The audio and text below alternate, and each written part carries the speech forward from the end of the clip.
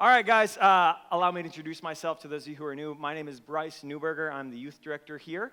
And welcome to Tremble. I hope to do this every year for you guys. I hope to make it better and better. This is just the first one we're running, so feedback is appreciated.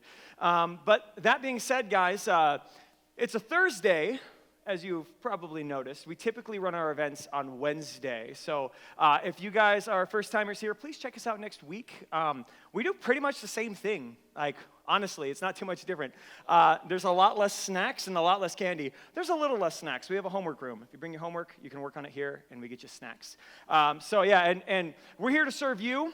All right, first and foremost, we're here to serve you guys. When I came to Vegas, before I stepped into this position, I just completed my first year here. I talked to a bunch of teenagers, and I said, where do I find you guys on a Friday night? You know, if you don't have school, if it's in the summer, what are you doing? Where are you hanging out? And they were like, nowhere. This is Vegas. After asking a lot of people, like some people are like, the bowling alley, kind of, but our parents are there. So, yeah. And I was like, cool, let me make a place for you. So when we came here, I talked to you guys like, what do you want to do? What do you like to do? Talked to a whole bunch of people before we put this together. Some people were like, hey, we want a different board game. We want What Do You Meme? I went out, I bought it. Some people were like, we want Quelf. I went out, I bought it. Some people were like, I want to play this certain game called Pac-Man.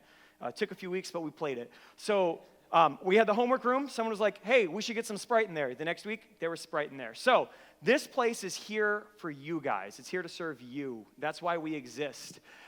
So another thing about me is I just want to tell you guys, I don't know, so I'm from Oklahoma, and in the windy state. And when I moved, I lived in Arizona for the last 10 years, and then I moved here. Can I tell you guys something? I hate the sun. You guys know, the sun is it tries to kill you every so often. Like Arizona is one of the states that were like 5 people die every year when it hits summer because they're we took a walk in the sun and it killed us. You know, and then you go out and the sun burns you. You know what I'm saying? You go out there and I remember being a kid and I discovered, my mom was like, hey, you got to put on sunscreen or the sun will burn you. And it's a little intimidating, you know what I'm saying? You can get the sense why people worshipped it back in the olden days. You're like, let's appease the sun, okay? But yeah, and then getting my first sunburn, and I was like, it hurts. You know what I'm talking about? And you get in your crevices. I don't even like the word crevices.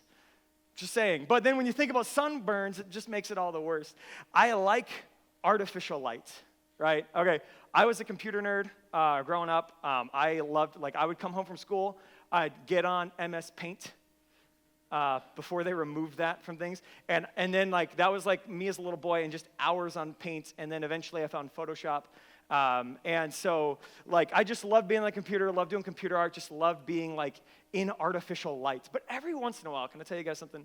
Every once in a while, I get tired of artificial light. You know what I'm saying? You're inside, you're you have a headache. Okay, you guys have been here, some of you. I know Brady has. When it's summertime, and you're sitting in front of the TV so long you get the headache, you know what I'm talking about? And you're like, why did I watch TV for 6 hours? All right, and then you have to go outside and you have to drink in fresh air. And I don't know about you guys, as much as I hate the sun, when I go outside after being inside for a long time, it's just the sky. I watched this thing where some guy spent 7 days in VR. I don't know if did you guys see this? Yeah, he had the VR goggles on for 7 days, and he would only close his eyes and switch VR goggles to clean the sets because they would get gross. I don't know if you guys have ever played VR. I have. And it gets all sweaty and foggy. Imagine 7 days. After 7 days, this guy loves video games, hates hiking. You know what I'm talking about? And don't get me wrong, my wife loves hiking. She's like, let's go hiking. I was like, let's not. But after 7 days of being in VR, of artificial outdoors, artificial light, darkness is what he lived in for pretty much 7 days because he didn't need any lights on in the house. He had his VR set, you know what I'm saying? So it was pretty dim light on the video that I saw anyways. And when he walked out, at the end of the video is him just taking off the goggles and being like, HD. You know, he's like, the graphics are so good. The air, the sun, it feels great, right? He was just drinking in the fresh air, the fresh light. Guys, sometimes we get tired of artificial light. Sometimes we get tired of darkness. Can I tell you guys, let me tell you why I love Halloween. Here's why Halloween is great. Black Sabbath, Spencer's over there, sacrificing a cat. You can join him off our property. But guys, we dress up on Halloween as goblins and ghouls and demons and devils and demon clowns, right? It's a day where we can be spooky, we can be scary, and if we're all honest, if we really want to call a spade, if we really want to call out what's going on, it's the one day of the year we can reflect externally what we do internally every day. It's the one day of the year that it's socially acceptable to take how we feel inwardly and dress outwardly. Now, some of you here might be like, well, Bryce, I don't feel like a demon clown. Some of you are like, but Bryce, I do feel like a demon clown, okay? Like, 2 of you are going to be in prison. Okay, I'm just saying. You're not adults yet, but you'll get there. No, but guys, don't we worship evil? Let's be honest. Don't we worship evil? When you tell a lie to someone, we've all told lies. You know, some of you are currently in the middle of one, if I know the room well enough. You know what I mean? And you pray, don't find out my lie, right? You sit there, you're like, I hope they don't find out. Even like a white lie, right? You tell one, just maybe you don't hurt someone's feelings. Like, hey man, you want to come to my party? Instead of like, no. You know what I mean? You're like, oh, I have to busy. You know, and then you spend like the next few days and you're like, oh, I hope my lie doesn't get found out. And you pray, like secretly, like let's be honest, like what is prayer? You're like praying to the lie. You know, you're like don't get found out. Don't let them know. Right? That's definitely not God you're praying to. Don't we glory in our own pride? Haven't you guys ever had an accolade, especially those of you who play sports and you do something really good and people are like, yeah, you're awesome. And you're just like, yeah. Maybe secretly you don't believe it and that's why it feels so good, right? But you know, you're like, yeah, feed a little further. You know what I mean? Throw money. You know, it's this idea of like people being like singing your praise. If you've ever been there, if you've ever gotten an award, if you've ever been like the star on a football team or a sports team, looking out here, probably only 2 of you. Just kidding. But it feels good, right? You do good in the sport, you do good in the game, you get good grades, and you're like, tell me more about me, right? We worship ourselves. We worship our own pride. We constantly drink in. Now, here's where I'm going to hit everyone, right? Because here's where we're at. Maybe not everyone, but we constantly drink in media filled with violence, lewdness, debauchery, right? You know what I'm talking about? I'm talking about our Game of Thrones fans here. I'm talking about Rick and Morty. I'm talking about these. Now, I've been there, right? I'm like, I can't wait for the next episode of Rick and Morty. And you're like, oh, it's so good, but I shouldn't watch it, right? It's got bad things. We've been there, and what do? You're like, I can't wait for the next episode of Walking Dead. And you're just like, I have to know what happens. And we get ourselves hooked on this thing, and we can't wait to get the next, and the next, and the next. Maybe it's a song, maybe it's a TV show, maybe it's just a friend you hang out with, guys. There's a lot of terrible things out in this world. There's a lot of terrible things. And Halloween is a day where maybe every day we don't dress up as demons. But every day we certainly entertain them. They call to us and we're just like, just a little bit. Just gonna spend a little bit of time. Right, it's why we have songs like Imagine Dragons. It's like, it's where my demons hide, right? It's like we have Florence versus the Machine, you know, Shake It Off, and it's talking about demons on your back. You know what I'm saying? It's just like our vices, our demons, our addictions, they're out there. And Halloween is the one day that we get to put it all out there, right? And how we look internally, we get to dress up externally. Guys, when it comes to darkness, when it comes to the Black Sabbath, as Spencer was pointing out, put the cat down. When it comes to these things, guys, it's not fake. It's real. It's interesting. I'm still working on my bachelor's, and my research paper this semester is on witchcraft. And it's been eye-opening. It's a fun, get a seminary degree. You can study fun stuff. So my paper's on witchcraft, so I've been checking out, like, real witches, real witchcraft, Wicca, like, occult, all that kind of stuff. And guys, gotta tell you something. It's out there. Like, it's real. It exists. And so, I don't know if it's just me. You know, sometimes you can think your own personal experience is probably a good reflection of what everyone else is going through, right? I mean, no one's, like, truly unique. And I had a friend who was, like, when I was in high school, she was riding the bus with me. She's like, I'm a witch. And I was like, burn her. No, she was like, I'm a witch. And I was like, cool, interesting way to start a conversation. And she's like, yeah, I just want to be demon-possessed one day. I'm like, you might already be. And she'd switched to, like, a few weeks later, she's like, I'm a Satanist now. And I was like, interesting choice. And like, she's like, I believe the Bible. I'm on Satan's side. Like, you read the end, right? But, and she's like, well, Wicca was so boring, right? Somehow I've had a friend who I went to like high school with, and she's now a practicing witch. They like to call themselves pagans. Don't confuse them with Satanism. They're kind of two different things, but also all batting for the same team. There's a crossover. And when it comes to them, when it comes to my friends, I've had friends in the dark, guys. I have friends in the dark. I've been in the dark. And guys, aren't we tired of the dark? Let me show this little video, and then I'll explain a little bit more. Check this out.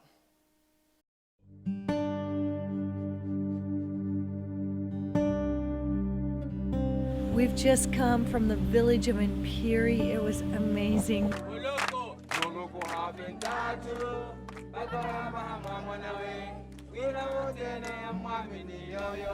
Friday morning, we woke up and we're blessing the chief and we're greeting everyone, having a blast. And some people came and said, there's a man with some snakes. He was a witch doctor. His girlfriend was a witch doctor. She had leprosy. She had no fingers left, no toes left, just little stubs. And he was there with 3 puffer adders, these crazy venomous snakes. And he came to just disrupt everything. And we just prayed, and I talked to him, and I just literally challenged him. And I just said, you're so tired. You're tired of darkness. And even some of you watching, you know, I'm tired of darkness. I want to come into the light. So I asked him, do you want to be baptized? And he said, yes, I want to be baptized. We're going to follow Jesus.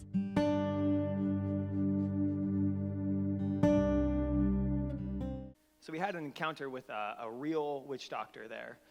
Someone who, much like what my friends, they hope the end game will be. I watched that video many times. If you look close on that video, it's a much longer video. I edited it together and make it a little shorter. If you look a little closer, you can see the bite marks of the snakes and the pus, and it's welling up because they're extremely venomous. Mark chapter 5, verse 1 starts off talking about Jesus. It says, him and his disciples, they went across the lake to the regions of the Gerasenes. When they got out of the boat, a man with an impure spirit came up from the tombs to meet him. This man, he lived in the tombs, and no one could bind him anymore, not even with a chain. For he had often been chained hand and foot, but he tore the chains apart and broke the irons on his feet. No one was strong enough to subdue him. Night and day among the tombs and in the hills, he would cry out and cut himself with stones. This man, you see, he lived across the sea of where Jesus was, and he had tormented the people there. He lived in the tombs, and he had gotten into some demonic things, and they had given him power. He had real power.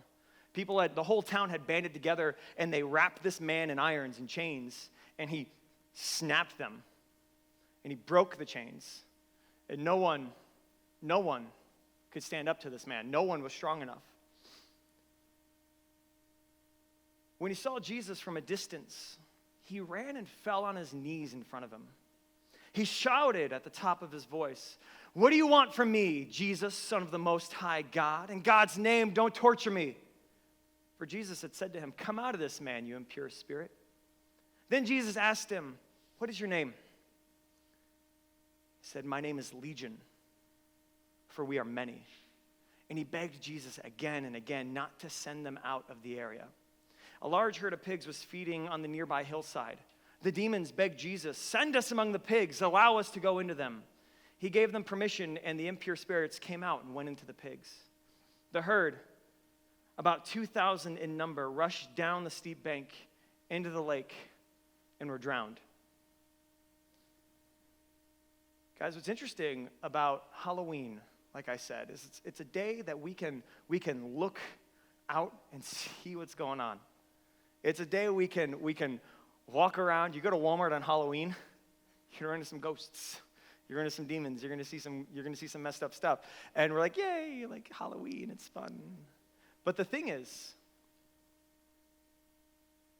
you could actually see a reflection of what life looks like. Imagine if you could see people's demons. Imagine if you could see what's plaguing them. Imagine if you could see all the vices and addictions that we're trapped in, the lies that we're tangled in. Imagine if that was all out in the open. Well, you don't have to. We have Halloween. You can get a pretty good visual right there.